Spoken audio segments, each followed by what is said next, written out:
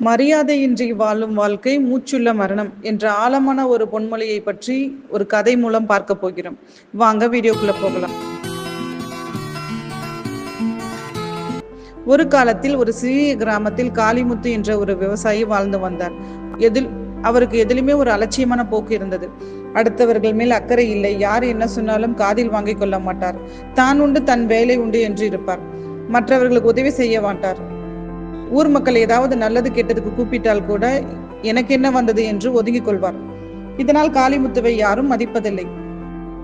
அவர் கிராமத்தில் இருந்தாலும் அவர் ஒரு தனி தீவாகவே இருந்தார். யார் வீட்டு விசேஷத்திற்கும் அவரை அழைப்பதில்லை. அவரோடு யாரும் பேசி பழகுவதும் இல்லை. அவர் ஒரு கடையில் நின்று பேசிக் கொண்டிருந்தால் கூட மக்கள் அங்கிருந்து நகர்ந்து விடுவார்கள். அவர் நடந்து போனால் திரும்பி கூட யாரும் பார்க்க மாட்டார்கள்.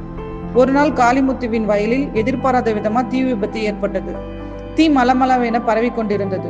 காளிமுத்து பதறி போய் யாராவது உதவி செய்யுங்கள், என் வயல் எரிகிறது என்று கத்தினார். ஆனால் யாரும் அவருக்கு உதவ முன்வரவில்லை. மக்கள் அவரை கடந்து சென்றனர். சிலர் அவன் யாருக்கும் நல்லது செய்ய மாட்டான், இப்போது ஏன் நாம் உதவ வேண்டும் என்று தங்களுக்குள் பேசிக்கொண்டனர். காளிமுத்து தன்னந்தனியாகவே போராடினார்.